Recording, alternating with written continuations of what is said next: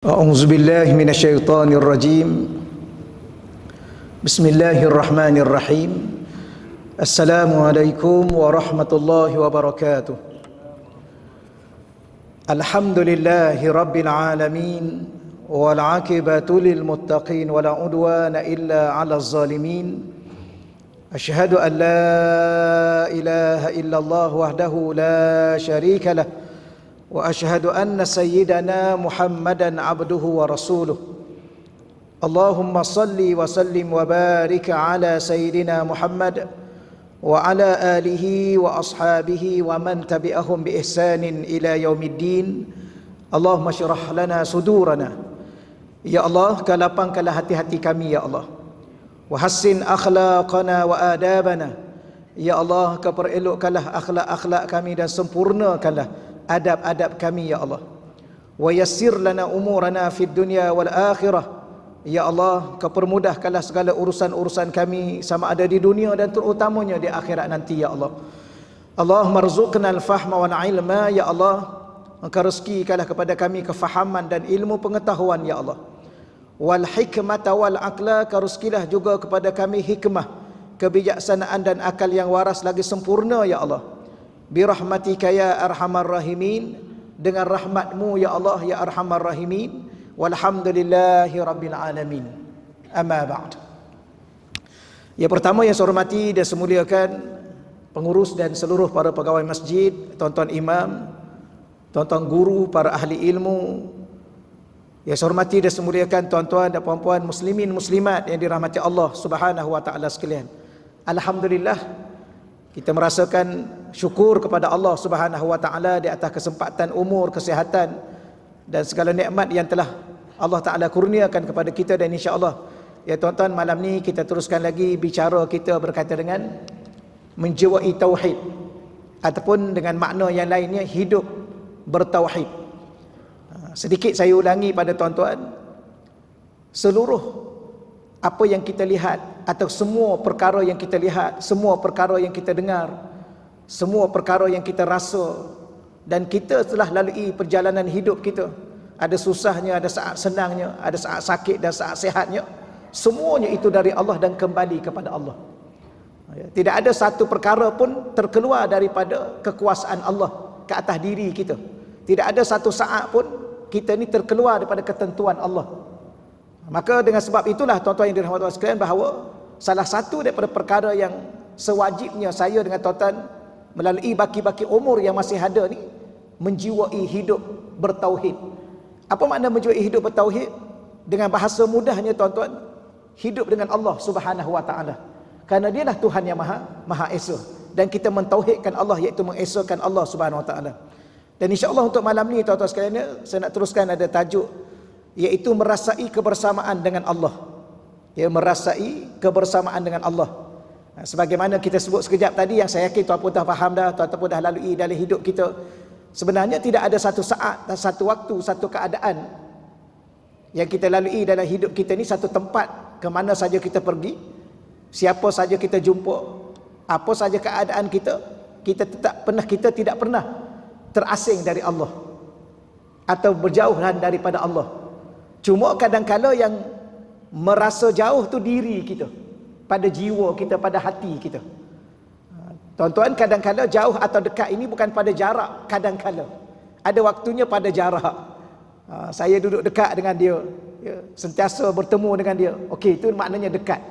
Tapi kadang-kala tuan-tuan sekalian, walaupun jarak tu jauh, tapi dekatnya di hati. Orang Malaysia kata apa tuan-tuan? Jauh di mata, dekat di hati. Maknanya jarak, jauh atau dekat ini ada waktu, bukan diukur pada fizikal, pada ukuran tempat atau masa, tetapi pada keadaan rasa jiwa kita. Jadi malam ni saya nak sebut sedikit tuan-tuan, merasai kebersamaan dengan Allah. Dari sudut rasa, jangan salah faham tuan-tuan ya, tapi saya yakin tuan-tuan faham. Takut bimbang-bimbang orang kata, jadi Allah duduk dekat dengan kita lah. Ialah dekat pada rasa. Salah satu rasa apa dalam diri tuan-tuan dengan Allah? Rasa beriman kepada Allah. Dengan bahasa mudahnya, iman itu percaya, rasa penuh kepercayaan kepada Allah. Dalam hati tuan-tuan rasa apa? Tuan-tuan akan rasa hanya Allah sahaja yang Tuhan. Selain Allah bukan Tuhan, kerana tiada Tuhan melainkan Allah. Dan dialah satu-satunya Tuhan. Dan siapakah dia? Tuhan yang Maha Esa. Dan itulah tauhid. Di mana tauhid itu? Di hati. Jadi apa maknanya? Merasai bahawa hanya Allah, dialah Tuhan, dialah yang berkuasa, dialah yang segala-galanya, yang maha sempurna dan segala-galanya. Ya, cuma dalam banyak-banyak rasa, termasuklah rasa gerun, rasa takut pada Allah, rasa kebersamaan dengan Allah. Tuan-tuan sekalian, saat kita senang, tapi kita ni samalah, saya dengan tuan-tuan samalah. Tuan-tuan rasa lebih dekat dengan Allah masa bila? Masa sakit ke masa sihat? Biasa, bukan semestinya. Biasanya masa sakit lah ya. Masa sakit.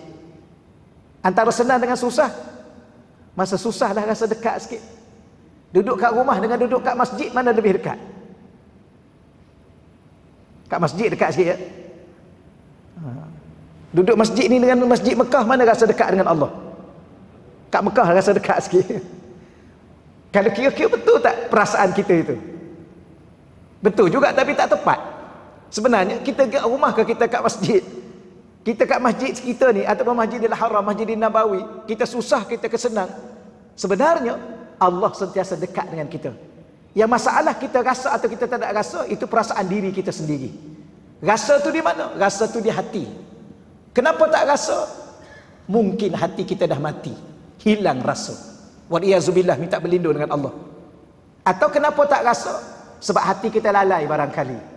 Duk banyak ingat kepada selain Allah.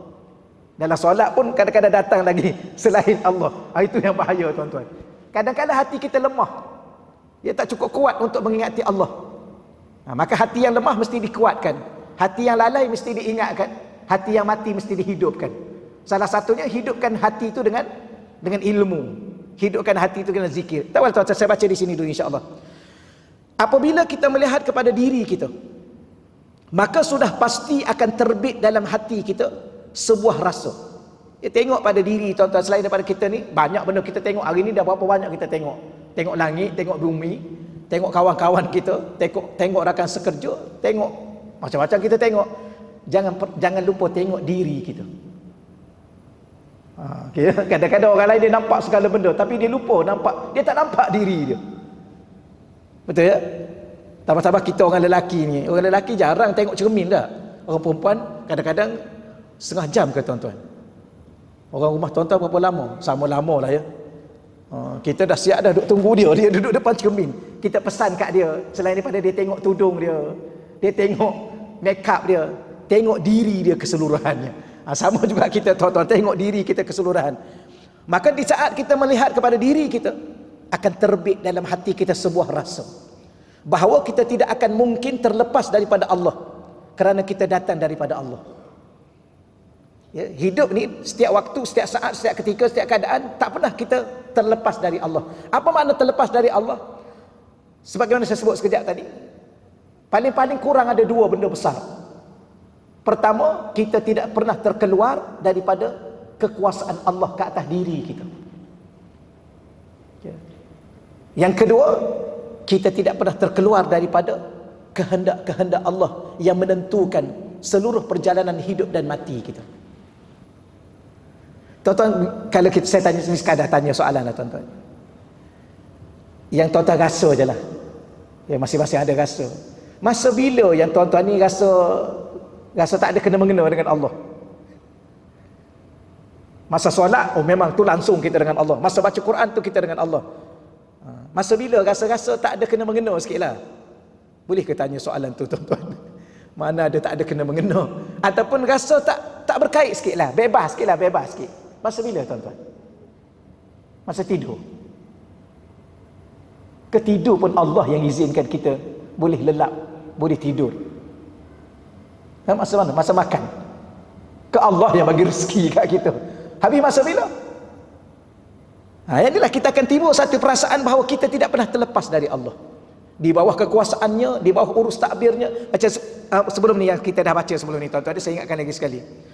Pada zahirnya, saya dengan tuan-tuan mengurus takbir kehidupan kita. Pagi ini kita bangun, kita nak ke mana, nak jumpa siapa, nak buat apa. Nampak zahirnya kita yang menyusun atur. Sebenarnya daripada awal kita lahir dulu, bahkan sebelum kita lahir lagi, duk kat mana? Duk alam roh, duk alam kandungan, barulah kita lahir. Bahkan semenjak kita lahir sampailah hari ini, kalau kita renung tuan-tuan sekalian, semuanya Allah yang urus hidup kita, yang susun hidup kita.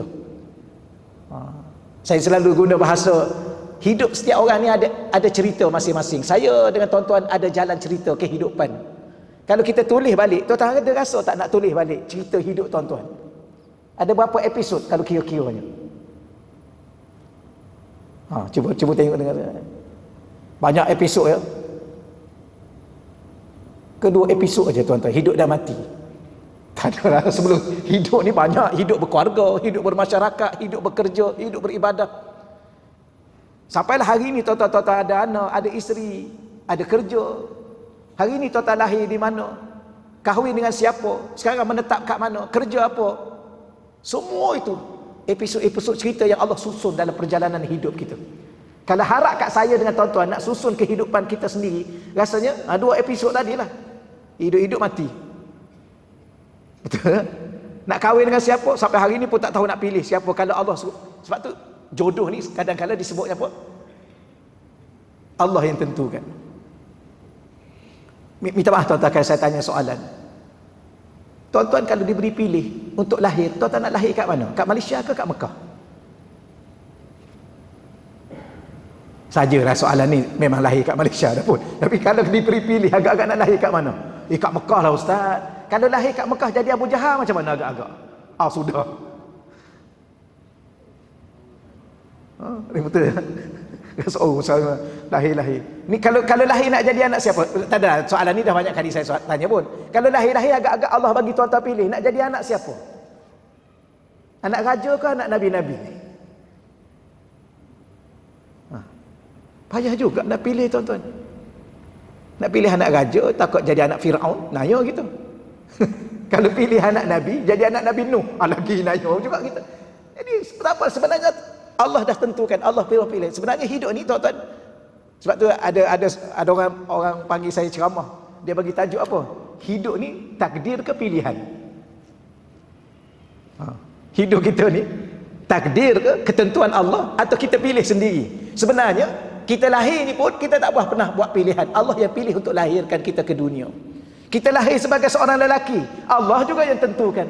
Tuan-tuan kalau pilih antara lelaki dan perempuan, tuan-tuan nak jadi lelaki ke nak jadi perempuan? Kalau diberi pilih. Sebenarnya ni cakap kosong je lah. Dah yang lelaki dah lelaki lah tuan-tuan. Baik, sekarang tuan-tuan lahir sebagai lelaki, tuan-tuan suka ke tak suka, ke rasa tak puas hati? Saya tak puas hati ustaz lahir lelaki, saya rasa nak jadi perempuan. Akhir sekali jadi apa? Pondan. Itu je lah. Tak lelaki tak juga perempuan. Wallahualam, tak tahu apa benda. Itu je lah hidup ni. Sebab tu kadang-kadang kalau diberi pilih, tuan-tuan nak sakit ke nak sihat? Semua orang nak sihat. Tapi kenapa kadang-kadang sakit? Itulah kehidupan. Maknanya apa? Saya tak pernah terlepas, tuan-tuan tak pernah terlepas pun daripada Allah. Dia yang susun, atur, dia yang tentukan. Sampai waktu kita sakit, sakitlah kita. Bahkan bukan setakat sakit, sampai waktu kita meninggal, akan meninggallah kita. Sampai ajal contoh. Okey, kita baca sikit lagi di sini. Bahkan kita tidak akan dapat hidup dan tidak mampu melalui kehidupan tanpa Allah. Bahkan kita sekarang kita ada. Banyak kali kita ulang sebelum ni. Sekarang kita ada, alhamdulillah. Yang kedua kita hidup. Ada orang suatu ketika dulu dia ada, sekarang dia dah tak ada dah. Dia mati. Kita masih ada lagi, alhamdulillah. Tu kadang-kadang kalau saya tanya soalan macam Tuan Haji kan, Tuan Haji ni dah ramai tau rakan-rakan sebaya tuan-tuan yang dah meninggal. Ya sebaya dengan kita dah meninggal. Habis kenapa kita tak meninggal lagi ni? Kan sebaya. Betul-betul. Dia sebenarnya bukan masalah umur. Umur memang dia umur dia. Tak, ada orang umur 80, 100 pun tak mati lagi. Ada yang umur baru 2 hari lahir mati. Subhanallah. Apa maksud sebenarnya? Itulah bahawa kita bahkan kita tidak akan dapat hidup walaupun satu saat sekalipun kalau tidak kerana Allah yang memberi kehidupan kepada kita. Maka ada dan hidup dan ada kehidupan. Kehidupan berkeluarga dan sebagainya. Baik, hakikat ini sebenarnya sebagai bukti. Ini suatu hakikat yang kita kena terima, nak tak nak, suka tak suka, kita tetap kena terima dan tetap kena faham. Bukan setakat faham dengan akal, tapi rasa dalam hati kita. Kerana sekadar akal ni tuan-tuan tak cukup kuat. Rasa dalam hati kita. Saya suka ulang. Kenapa Allah letak iman tu di hati? Tauhid di hati. Ikhlas di hati. Taqwa di hati. Ini benda-benda yang besar dalam hidup kita. Bahkan kalau hati itu bertukar daripada tauhid kepada syirik, daripada iman kepada kufur, daripada ikhlas kepada riak, tak ada nilai lagi diri kita. Tak ada harga diri kita di sisi Allah Subhanahu wa taala. Maka maksudnya apa? Allah ni dia banyak berinteraksi dengan kita melalui hati. Kerana hati itu tempat rasa, rasa itu tempat yang benar-benar faham.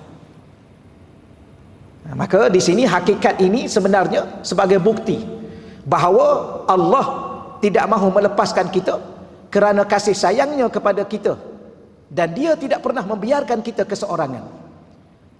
Tuan-tuan sekalian, kenapa Allah Ta'ala ni dia tak nak lepaskan kita? Dia pantau kita, dia jaga kita, dia tentukan segala-gala untuk kita. Kalau saya di sini saya tulis ringkas, ya, kerana dia sayang pada kita, tuan-tuan. Allah ni dia cipta manusia kerana kasih sayang dia. Selalu kita bawa contoh, terutama kita ni umat kepada kekasih Allah. Sebab tu Allah tak bebankan kita lebih berat daripada bebanan umat yang terdahulu. Umat Nabi Musa buat dosa, nak taubat kena bunuh diri sendiri. Ya, tuan-tuan baca dalam suratul Baqarah tu kan. Kita menyesal, Allah ampun dosa kita. Tuan-tuan boleh bayang solat 50 waktu tinggal 5. Solat 50 waktu asal, tuan-tuan pun tahu ya, tak perlu saya cerita banyak. Ya, tuan-tuan boleh bayang tak? Sayangnya Allah pada kita, asalnya solat 50 waktu. 5. Kalau 50 tinggal separuh okey juga ya, 25. Nabi minta tawaran dengan Allah kan. Nabi Musa kata, wahai Nabi Muhammad, umat aku yang kuat-kuat tu pun tak mampu. Bagaimana umat kamu yang lemah, yang akhir zaman ni, yang kedir-kedir kecil-kecil ni, tuan-tuan sekalian, kita ni.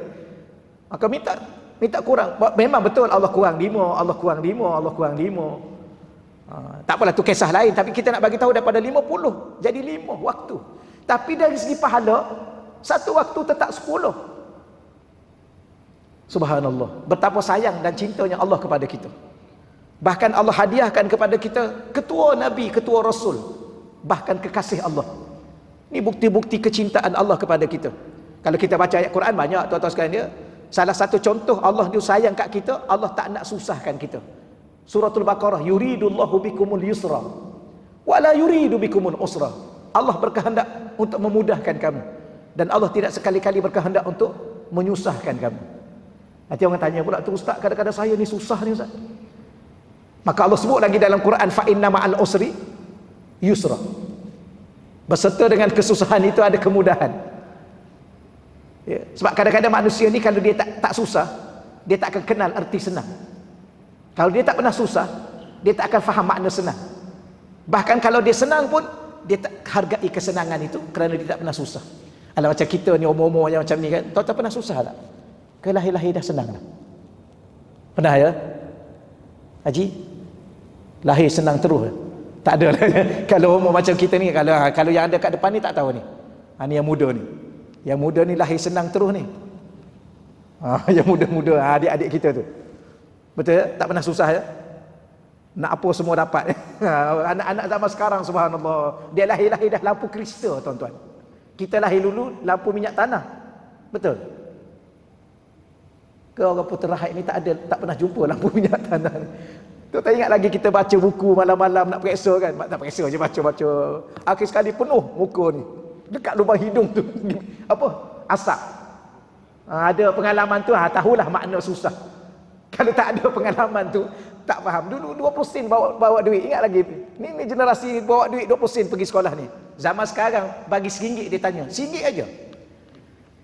Nah, anak saya tu yang ada darjah 1 ke, RM1 aja dia kata. Kita bagi RM2. RM2? RM2 pula. Nak berapa? Kurang-kurangnya RM5. Kurang, paling kurang itu tu sekali. La haula wala. Kita dulu bawa 20 sen. Itu pun bawa balik. Kenapa? Tak sanggup nak makan, tengok mak susah, ayah susah. Tak apalah, setakat itulah tuan-tuan cerita ni, kenangan-kenangan terindah masa susah dulu.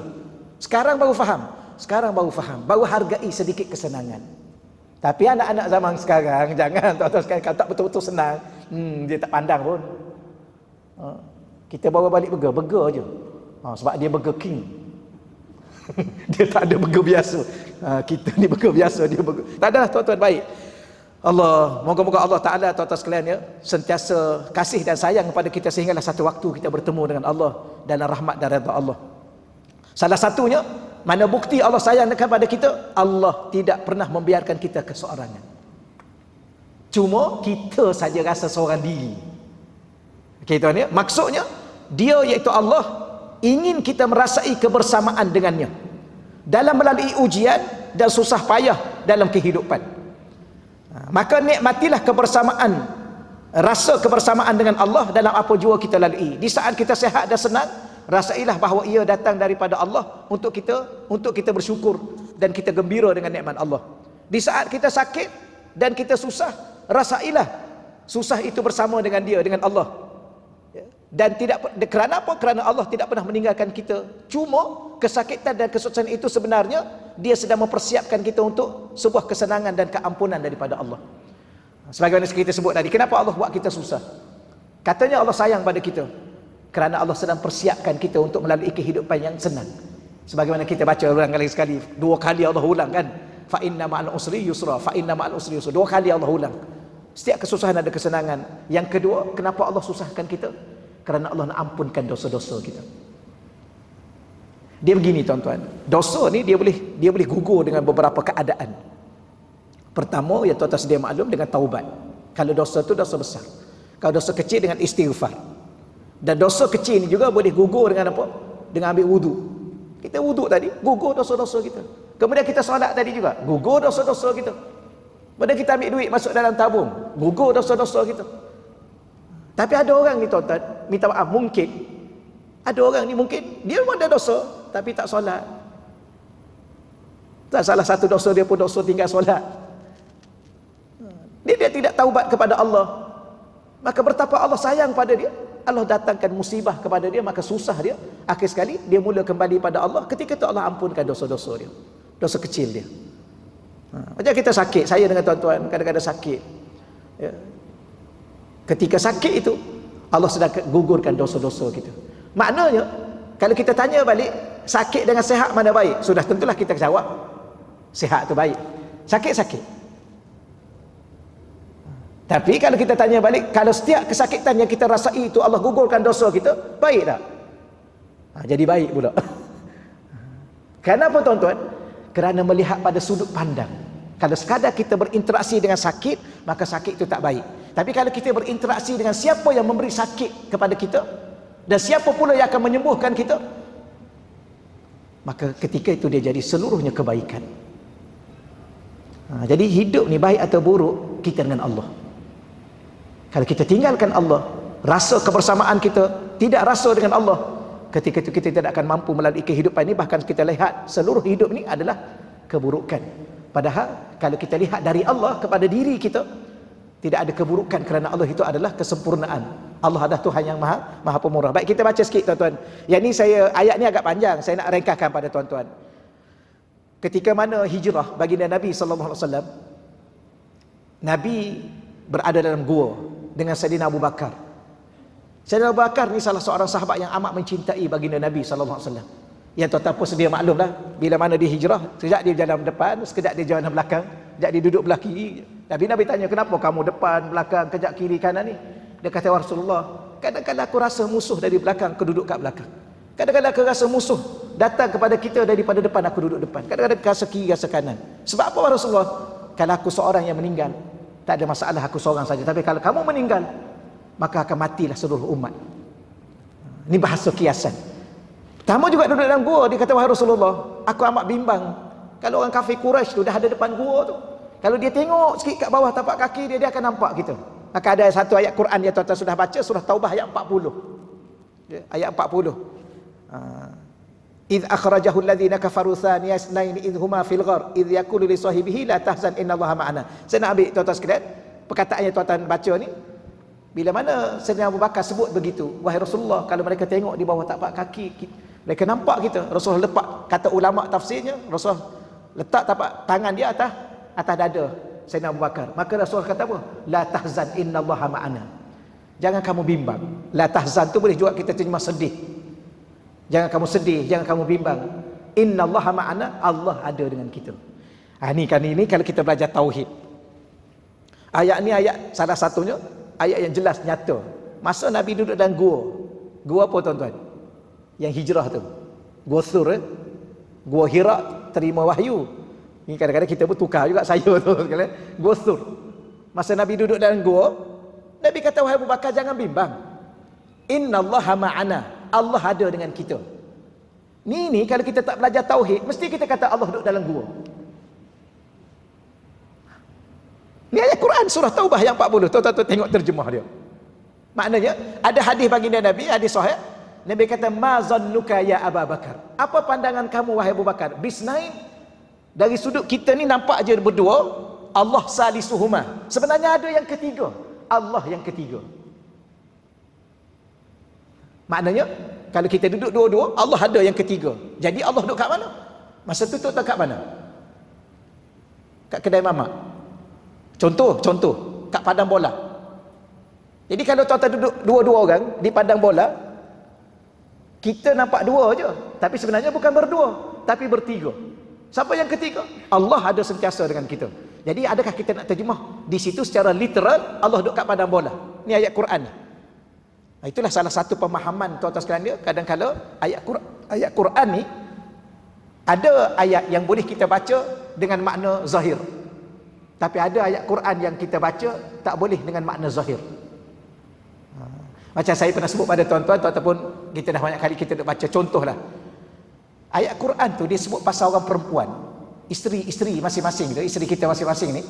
Kadang-kadang Allah kata apa? Nisa'ukum harsul lakum.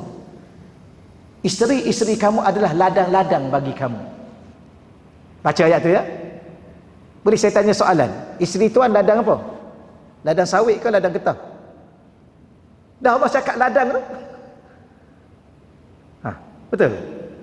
Ke ladang durian musangking, mahal sikit. Salah kalau kita faham begitu. Itu ayat Quran. Kan Quran kata ladang, kenapa kita nak pandai-pandai pula nak ubah ayat Quran? Tengok. Kenapa kita pandai-pandai pula nak terjemah? Terjemah ladang je lah.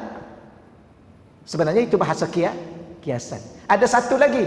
Hunna libasun lakum wa antum libasun lahun. Isteri kamu adalah pakaian-pakaian bagi kamu. Kamu juga pakaian-pakaian bagi isteri kamu. Surah Baqarah bulan Ramadan tu kita baca tu. Isteri tuan baju apa? Baju kebaya. Dah pakaian. Ya, ni saya sebut. Jadi tuan-tuan sekalian, sebab tu ada pihak-pihak minta maaf lah. Ada pihak-pihak mengatakan Allah di atas langit. Kenapa? Karena ayat Quran kata summastawa ilas sama. Kan ada ayat Quran tu, kemudian Allah menuju ke langit. Ada orang kata Allah duduk atas arash. Kerana apa? Sebab ada ayat Ar-Rahman ala arsyistawa. Kalau kita baca itu baru dua ayat. Kenapa tak baca ayat lain? Wahwa ma'akum aynama kuntum. Dia bersama denganmu walau di mana kamu berada. Ada lagi ayat lain? Ada lagi ayat lain. Wa nahnu aqrabu ilaihi min hablil warid. Kami lebih dekat denganmu nak dibandingkan dengan urat lehermu. Ada lagi ayat lain, ada lagi fa aynama tuwaddu fasama wajhullah. Kemana saja kamu menghadap, di situlah Allah. Kalau saya menghadap sini, Allah ke sini. Tuan-tuan menghadap ke sana, maka Allah di sana. Ada berapa Allah? Sebab tu ayat Quran kena faham dengan makna yang benar. Rasa kebersamaan. Salah satunya Allah bersama dengan kita, ya, dari segi rasa kebersamaan. Sebagaimana iman ada dalam hati, rasa kepercayaan. Sebagaimana takwa ada di hati, rasa kegerunan, ketakutan pada Allah. Sebagaimana raja, rasa harap. Sebagaimana tawakal, rasa bergantung dengan Allah, berserah pada Allah. Sebab Allah Ta'ala ni tuan-tuan, buat masa apa yang ada ni, dia berinteraksi dengan kita melalui hati. Bukan tidak melalui fizikal, tidak menafikan asas atau dasar hubungan kita dengan Allah, interaksi kita dengan Allah. Sebab tu kita nak solat, nak ibadah haji, segala ibadah lah tuan-tuan. Permulaan rukun ibadah itu adalah niat, dan niat itu adalah persoalan hati. Ni mula-mula sekali yang Allah nak. Rukuklah lama mana pun, sujud lama mana pun, baca Quran panjang mana pun, tapi lupa niat. Dulu lah ustaz-ustaz kita buat kelakar tuan-tuan sekalian, dulu. Tapi lama dah tak dengar cerita ni. Ada seorang tu, wallah alam tuan-tuan, dulu orang tak berapa minat nak hantar pergi ke Mesir ni. Saya dulu pergi Mesir, tapi zaman saya dah tak ada dah bahasa tu. Kadang-kadang zaman dulu orang tak nak pergi mana, pergi Mesir. Nak pergi Mesir, nak balik makan pasir. Sebab orang dulu kalau pergi mana, pergi US. Tu okey kan. Zaman dulu dah tetap. Sekarang ni alhamdulillah.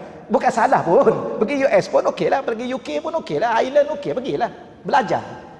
Pergi Jepun pun tak ada masalah. Tapi dulu orang pandang pergi mana, pergi Mesir. Balik nak makan pasir. Dia kata tak ada apa, tak ada masa depan. Maka mulalah cerita-cerita yang kurang baik tentang orang Mesir. Salah satu ceritanya, satu pelajar tu baru balik daripada Mesir, Al-Azhar. Kemudian imam tak datang pada malam tu. Kebetulan budak tu yang baru balik tu, dia panggil budak lah tuan-tuan, budak belajar, orang budak muda kan. Okey, boleh naik jadi imam? Boleh, dia kata boleh. Lagipun baru balik daripada Mesir. Kemudian dia baca sedap tuan-tuan, sedap. Lepas dia bagi salam, orang puji dia. Sedap bacaan awak ya. Dia kata ya ke sedap? Itu tak niat lagi tu. Sudah. Bacaan dah merdu dah, tapi tak niat. Habis batal solat. Dia nak cakap apa? Sebenarnya boleh jadi ustaz tu buat cerita, nak kata baca sedap tara mana pun dalam solat, tapi tak niat. Habis semua sekali.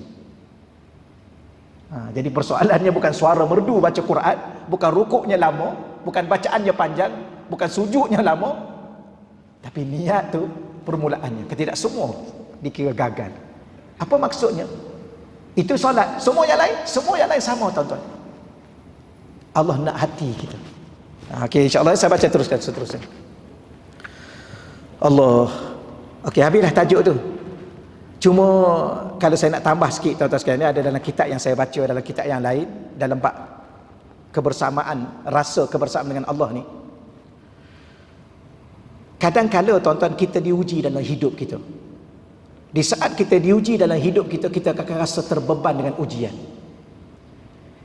Maka ada seorang ulama dia tulis, dia kata sebenarnya saya dengan tuan-tuan bukan terbeban dengan ujian, sebab Allah ni dia tengok dulu kita, kadar kemampuan kita. Kan kita baca ayat Quran, la yukallifullahu nafsan illa wus'aha. Allah, tuan-tuan tengok video yang terbaru ni, la haula wala quwwata illa billah, yang ada seorang ayah kat Palestin tu, dia pergi daftar anak dia, anak kembar dia.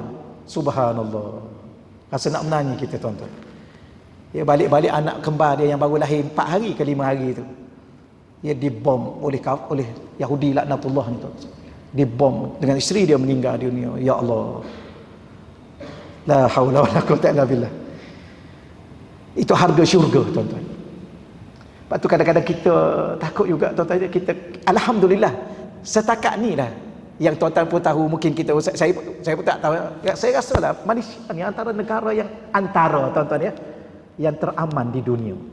Antara. Betul ke? Ke tak cukup aman dah? Tapi akhir-akhir ni pelik-pelik juga. Akhir-akhir ni kita risau juga tuan-tuan. Tengok tu yang budak perempuan tu yang masuk tandas tu kena tikam. Tandas surau ke tanah masjid? Kena tikam tu. Yang cikgu pula yang terbaru tuan-tuan sekalian, dia baru dijumpa, dia hilang tahun lepas kan, akhir tahun lepas baru jumpa, rupanya dipotong leher dengan kaki dia, mati. Subhanallah, risau juga akhir-akhir ni. Dan anak-anak kecil tuan-tuan, tolong jangan lepaskan kalau pergi mana. Sekarang ni orang pergi colik kat taman-taman sekarang ni, budak-budak. Sebab tu yang sebenar-benar yang boleh jaga keselamatan kita adalah Allah. Allah. Saya kadang-kadang saya teringat, minta maaf tuan-tuan, ada polis ke malam ni? Tadi saya nampak ada kenderaan polis yang parking situ kan. saya pernah pergi ceramah di IPK Kelang. Saya kata, tuan, boleh saya tanya satu soalan kat tuan-tuan ni? Dia kata, boleh Ustaz. Tapi minta maaf ya, soalan ni agak keras sikit lah, agak kasar sikit. Saya kata, tuan-tuan pasukan keselamatan kan? Dia kata, ya. Jaga keselamatan nyawa, jaga keselamatan harta benda dan lain-lain. Ya. Tuan-tuan boleh jamin keselamatan tuan sendiri? Saya tanya soalan tu kat dia. Tapi saya mengajar tauhid lah, saya ceramah pasal tauhid lah. Tuan-tuan boleh jamin tak keselamatan tuan sendiri? Sudah. Jamin. Siapa boleh jamin keselamatan diri dia? Kalau macam tu tak boleh Ustaz. Kalau tak boleh, kita sendiri tak boleh jamin keselamatan diri kita. Kita nak jaga keselamatan orang. Saya tanya dia. Sudah habis macam mana Ustaz kami ni? Maknanya sebelum keluar bertugas, kita pun sama lah tuan-tuan. Sebelum keluar tu, daripada balai ke daripada rumah nak pergi bertugas, Bacalah bismillah tawakkaltu 'ala Allah wala haula wala quwata illa billahil aliyyil azim. Bacalah bismillahilladzi la yadurru ma'asmihi syai'un fil ardi wala fis sama' wa sami'un alim. Bacalah waja'alna min baini aydihim. Baca tuan-tuan doa-doa tu. Subhanallah. Tapi kalau kita rasa kita yang jaga keselamatan, tuan-tuan kita lupa Allah, maka ketika tu subhanallah. Sebab apa saya kata tuan-tuan dia minta maaf sebab apa? Sebab kita boleh meninggal bila-bila masa. Walau siapa kita sekalipun. Berapa ramai orang yang kaya, terlalu kaya dia, meninggal. Berapa ramai yang terlalu berilmu dia, banyak ilmu dia, juga meninggal. Berapa ramai orang yang terlalu berkuasa suatu ketika dahulu, juga meninggal. Di mana kekuasaan? Di mana kekayaannya? Di mana ilmu yang banyaknya? Doktor-doktor pakar ke hospital pun tuan-tuan sekalian meninggal. Yang kita tak doktor ni lagilah mudah meninggal. Betul ya? Lebih kurang aja sama juga. Allah, maka rasalah Allah ada dengan kita. Cuma saya sebut sikit yang tadi, kenapa kadang-kadang kita rasa berat dengan ujian? Bila mana kita tidak rasa kebersamaan dengan Allah. Itu punca sebenar. Bukan ujian tu yang berat. Sebab Allah dah bagi tahu dah, Allah ni Maha Pemurah, Allah Maha Penyayang, Allah Maha Tahu, Allah Maha Bijak. Orang ni takat ni diuji, orang ni takat ni diuji. Maknanya tuan-tuan, kalau ujian saya, ujian tuan-tuan tak berapa berat, itu maknanya apa? Iman kita tak cukup kuat. Allah tengok, tak cukup nak diuji. Macam orang Palestin, iman mereka dahsyat tuan-tuan. Allahu Rabbi. Tempat dia nampak hancur, hilang isteri, hilang anak, hilang apa, tapi Allah sedang persiapkan syurga untuk mereka. Doalah tuan-tuan, ya Allah, kalau kau nak matikan aku bila mana telah sampai ajal aku, ya Allah, matikanlah aku dalam keadaan kau redha dengan aku, ya Allah. Gitulah tuan-tuan kita yang ada kat Malaysia ni. Tapi hati sentiasa rasa bersama. Kalau contoh, ya kadang-kadang tuan-tuan susah, bukan mudah, kita bercakap memang mudah, tapi sebenarnya susah. Contohnya dalam solat pun, usolli fardhu maghrib lillahi ta'ala, angkat takbir, baca doa iftitah, baca Fatihah, lalai lagi.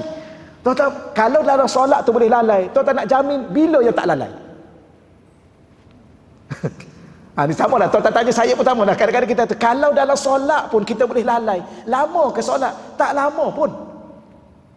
Sujud 3 saat aja, 2 kali sujud 6 saat. Ya, 2 kali sujud untuk 1 rakaat. Kalau maghrib tadi ada 6 kali sujud, 1 rakaat 2 kali, 3 kali 3 rakaat berapa? 6 kali. 6 kali 3 saat berapa? 18 saat. Betul? 18 saat saja Allah minta kita bertahan dalam sujud kepada Allah. Itu pun tak mampu bertahan. Tuan-tuan rasa agak-agak bila tuan-tuan mampu bertahan hati tuan-tuan dengan Allah? Subhanallah. Takut juga tuan-tuan kalau Allah tanya kita, aku minta denganmu masa sujud 6 saat saja untuk sekali sujud. Kamu bangun-bangun, kamu tanya 2 ke 3? Rakaat kedua ke rakaat ketiga, tuan-tuan sekalian. La haula wala quwata illa billah. Tapi lepas solat minta surga selama-lama. Betul? Allah minta kita 6 saat pun tak mampu bertahan. Oh ya Allah, masukkan aku ke syurga. Syurga Firdaus pula tu minta. Tuan-tuan minta syurga Adnin dah lah. Ya Allah, aku pun sebenarnya rasa juga nak masuk syurga Firdaus. Tapi 2 rakaat pun letih. 2 rakaat pun penat. Syurga As-Salam dah lah ya Allah. Betul? Ke As-Salam pun tak dapat. La haula, minta maaf tuan-tuan sekalian ya. Tapi syurga ni mudah. Tuan-tuan minta aja dengan Allah. Ya Allah, aku tahu aku solat tak khusyuk ya Allah.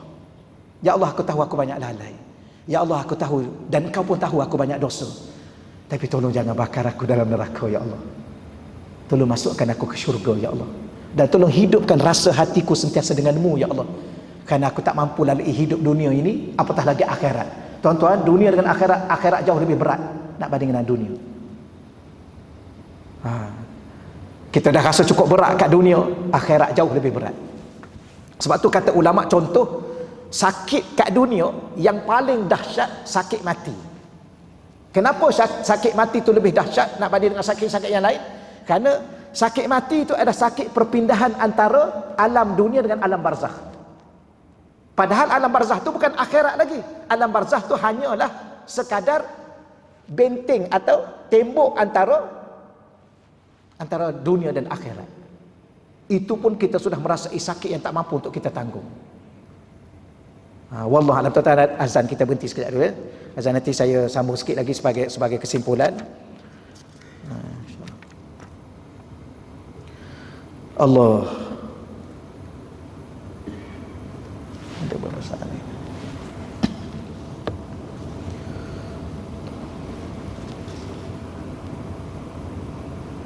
Okey, baik tuan-tuan, ya, saya buat kesimpulan untuk tajuk kita tadi. Di bawah tajuk itu ada satu tajuk kecilnya.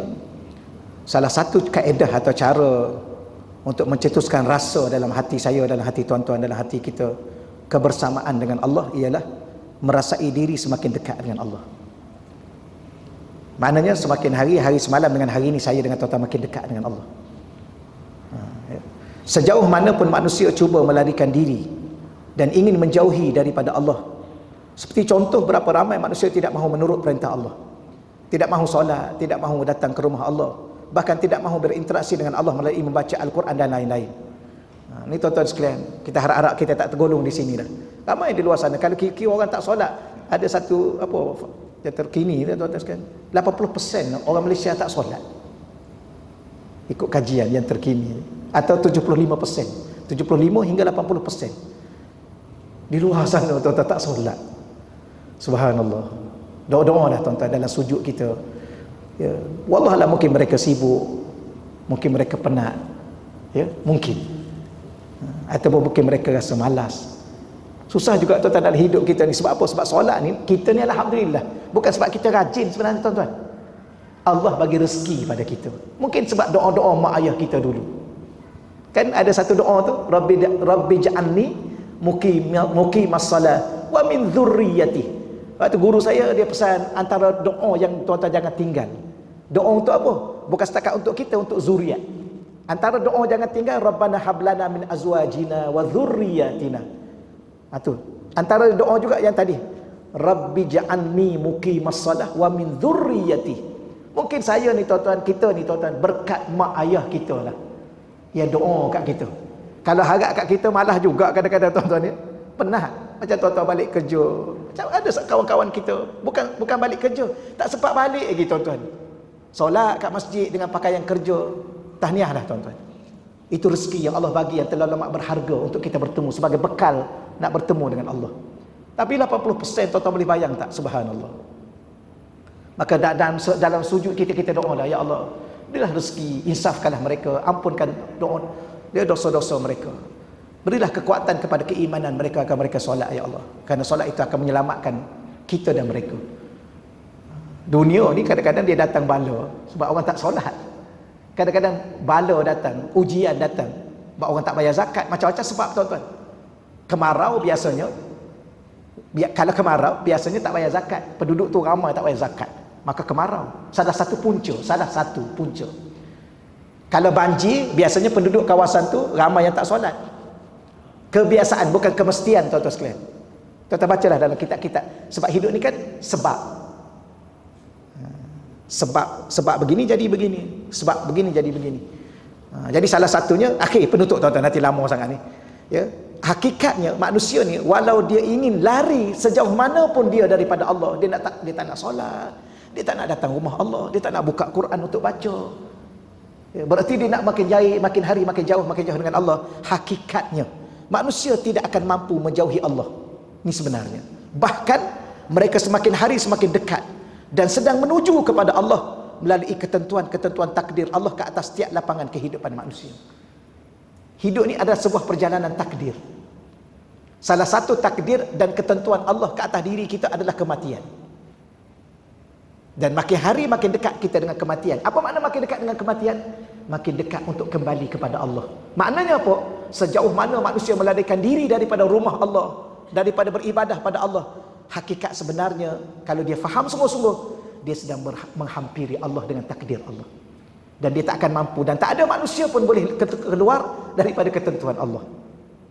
Okeylah, setakat itulah tuan-tuan sekalian, ya. Maka bila mana kita faham sebegini, di sanalah dia datangkan rasa kehampiran kebersamaan kita dengan Allah. Wallahu alam. Dan kalau boleh tuan-tuan doa pada Allah, ya Allah, aku nak balik bertemu denganmu, aku nak balik bertemu denganmu ya Allah, dengan pertolonganmu. Tuan-tuan, Tuan-tuan jangan rasa tuan-tuan solat, saya solat, kita baca Quran, walau sebanyak mana pun kita baca Quran, kita tak akan mampu melayakkan diri kita ke syurga Allah tanpa anugerah rahmat Allah. Maka tuan-tuan balik akhirat nanti bukan balik dengan amal. Amal tu tugas kita sebagai hamba. Hamba kena ada kerja hamba. Apakah kerja seorang hamba? Ibadah. Tapi nak balik bertemu dengan Allah, nak dapat syurga Allah, tak mampu tuan-tuan dengan 2 rakaat yang kita. Tuan-tuan boleh bayang tak 2 rakaat tuan-tuan nak bayar syurga selama-lama? Ya. Kita pun mana ada kerja 2 rakaat. 2 rakaat berapa minit? 5 minit. Tuan-tuan nak bayar 5 minit syurga selama-lama. Tuan-tuan bayar rumah sekitar ni. Ni rumah yang sekitar yang ada ni. Rumah sekitar ni berapa? 1 juta. Ke dah lebih dah. Lebih dah tuan-tuan. Tuan-tuan ambil masa bayar berapa? 15 tahun. 20 tahun. Rumah yang luas ni berapa ni? Tuan-tuan luas rumah tuan-tuan adalah 20 kali 70 kan? 80 kali 90. Okey, saya tak tahu tuan-tuan, saya buat anggaran. Itu pun jutaan kita kena bayar harga dia. Berapa lama? 20 tahun tak bayar. Tuan-tuan nak bayar berapa? Berapa tuan-tuan nak bayar syurga yang luas dia 7 tala langit, 7 tala bumi? Berapa tuan-tuan nak bayar? Dan berapa lama tuan-tuan nak ambil masa nak bayar? 2 rakaat. Yang 5 minit 2 rakaat tu tuan-tuan nak bayar 7 tala langit, 7 tala bumi? Tak mungkin tuan-tuan. Kecuali kita mendapat kasih dan cinta Allah kepada diri kita. Okeylah, takat tu dulu tuan-tuan ya, kita sambung akan datang nanti. Auzubillahi minasyaitonirrajim. Bismillahirrahmanirrahim. Wassalatu wassalamu ala asyrafil anbiya'i wal mursalin wa ala alihi ajma'in. Allahumma rzuqna fahman nabiyyin wa hifzal mursalin wa ilhamal malaikatil muqarrabin. Allahumma rzuqna futuhal arifin. Ya Fattahu ya Alim, ya Fattahu ya Alim, ya Fattahu ya Alim. Wa sallallahu ala sayyidina wa lana Muhammad walhamdulillahi rabbil alamin. Taqabbalallahu minna wa minkum ya karim.